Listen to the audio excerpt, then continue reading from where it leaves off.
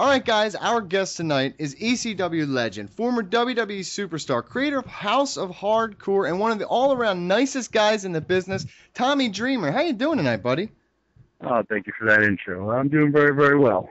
Yeah, listen, you deserve an intro that spectacular. You had a great career, man, and it's still going strong. So we really appreciate you coming on. Listen, I want to get started with House of Hardcore since it's this weekend. I'm going to be there. I'm in Philadelphia. It's Saturday, June 22nd at the National Guard Armory in Philadelphia.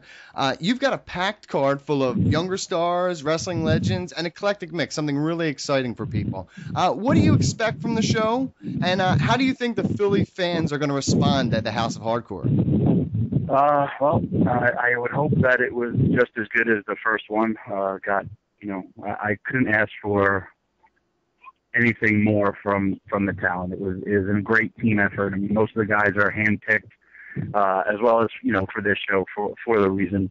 I want the Philly fans, I always said if, I did the first one and it was successful, I would do the second one. I always wanted to go to Philly, and, I want the Philly fans just to be exactly what they are, some of the best wrestling fans in the world. And, if they don't like something or somebody, let them know it. And, if they do like it, I want them to appreciate it.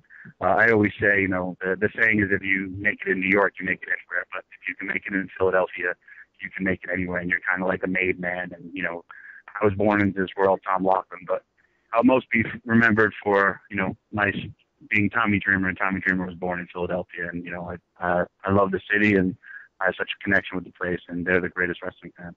As a show that always fights between New York and Philadelphia as the mecca of wrestling, you've been in both cities, like you just said. You dominated New York, you dominated Philadelphia. If you had to say, I got to have a final going away show, do you do it in New York at the Hammerstein? Do you do it in New York somewhere else, or do you do it in Philadelphia?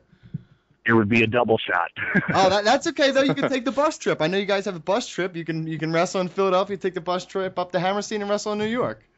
It would have to be, I would probably do like a retirement tour, and it would have to be, I would try my best to get, the old ECW arena, somehow beg and plead for them to let me have one last match there, as well as go to, the Hammerstein. And, again, you're right. I have had a blessed career and working in, both those towns and being accepted by all those, people. It's just, it's been an amazing journey. I'm happy to still be doing it. I wrestle. This past weekend I had, 3 shows in 2 days, and then the weekend before I had 5 appearances in 3 days. So, I'm pretty busy, and, again, just, still living the dream and having a great time. BG? I must say, Tommy, being from New York kind of hurts to hear you say that Philly has the best crowd, but I'll let that one be. I didn't say they have the best crowd. I said they have the Philly fan. You got to understand, especially with ECW, man, we use the internet. Before, fans that were smart to the business were called marks, and we didn't, we embraced the people, and we never try to fool them or, hey, a guy, slipped in the shower and, broke his arm. No, we told you, the guy no-showed, or the guy took another booking.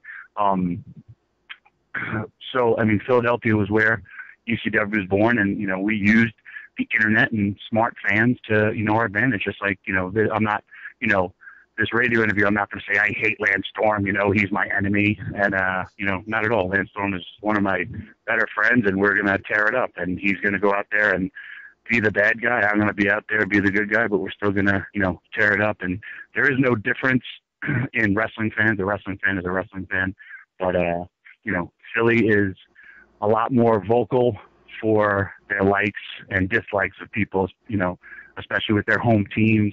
It threw snowballs at Santa Claus. Come on, at least New York, we didn't even do that yet. That's true. It's true. We're vicious. So, Tommy, you just mentioned you're going to fight Lance Storm. I didn't know you guys were such good friends, but what is it about Lance Storm getting in the ring with him that's going to mean so much to you with this House of Hardcore? Fans are really excited for it. So why go against Lance Storm? Is it just the friendship? Is it what he can do in the ring? Is it a combination? Give us some insight there. Him and I have always had, great chemistry in the ring, and he's another ring, general. And it's funny. I wanted him for House of Hardcore, the first one in Poughkeepsie against Jerry Lynn. And, it couldn't happen. And because Lance was like, yeah, I'm kind of beat up. My body's hurt. I'm really not in, that good of, physical shape. And, so he decided not to do it.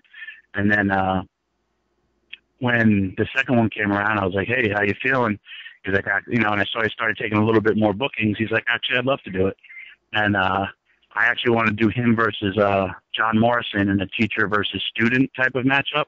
And because, Lance helped train John. He's like, I may blow up wrestling John Morrison, but I know I won't blow up wrestling you, so I want to wrestle you. And I was like, all right, challenge accepted. So now we're both going to try to go out there and blow each other up. And but again, me and Lance have a history, and he's, to me, one of the most. He should have had a much. He's a guy who could have been world heavyweight champion. In WWE, he was just so. If they would have used him how he was used in ECW, it would have been a much different type of career for him. He's had a blessed career too, but he just. To me, he could do it all. He could brawl. He can, he's graceful in the ring. He's a mat technician, and there's not a lot of, especially also going back to Philly, there's a lot of guys, I wanted to give them one type of, throwback match, and there's not a lot of guys who can still do the match as well as the style, and, Lance Storm's a perfect fit for it. All right, well, listen, Terry Funk is also involved in that match. How does it feel to be working with a legend like Terry Funk again, someone who you came up in the business idolizing? Yeah, actually, no, I hated Terry Funk really? When I grew up.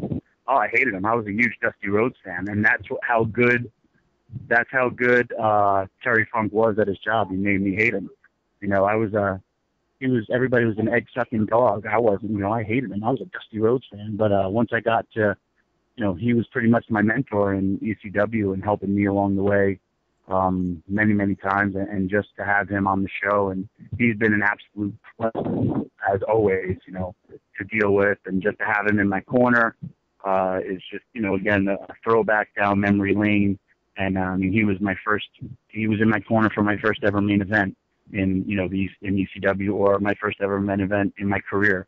And, he's always been there. And to have him there and Ric Flair there, and they have history. You never know what's going to happen between those two. Again, it's an honor and a privilege, and it's I don't want to say it's a gift, but it's it's to pay homage to Philadelphia, because without Philly there would have been no ECW, there would have been no Tommy Dreamer, and if I could bring that type of match to them, I'm more than happy to do it. And, I'm also, you look at the card, like you said, it's such a mix. You also have, to me, Too Cold Scorpio versus John Morrison. Scorpio invented half the stuff that, you'll see on any independent show. All the high flying, the first guy to do the 450, all that stuff. John Morrison does it with ease, and Scorpio can still do all that stuff. So, to me, that's a dream matchup. It's a dream matchup in the sense of a lot of dream matchups don't really deliver. But this is, to me, a dream matchup that can totally deliver, because both guys can still go.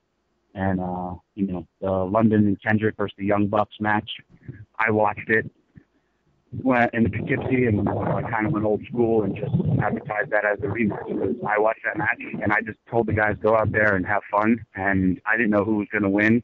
And, Beulah, who's my wife, was there, and she watched the show, and she came back, and she was like, that match was unbelievable. I didn't know who was going to win. And she's like, I bid on all the false finishes. And I was like, that's awesome. And I bid on them too. So, and what else? Who else you got? Oh, MVP Sami Callihan. Sami Callahan's last match. MVP, another person who's, really, really changed his style. And, he went to New Japan, became a bigger star after he left WWE. And, that match, I was just kind of thinking about it on paper, and I got more responses to that match alone than, when I announced a lot of matches. And I'm looking forward to that, because they both kind of have similar styles, and, it'll be emotional, because it's, Sami Callihan, who grew up in Philly.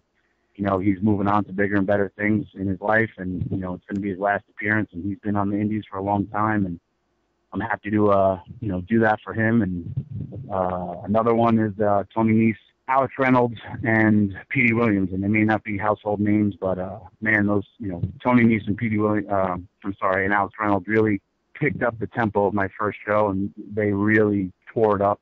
And, adding Petey Williams to the mix, I think that match is another, match that's all the matches, I really have the philosophy from ECW: if you can't top the next match, you didn't deserve to be there. So I just tell everyone, go out there and feel the show, and that's why the show was so good the first one. I'm hoping the second one is exactly the same.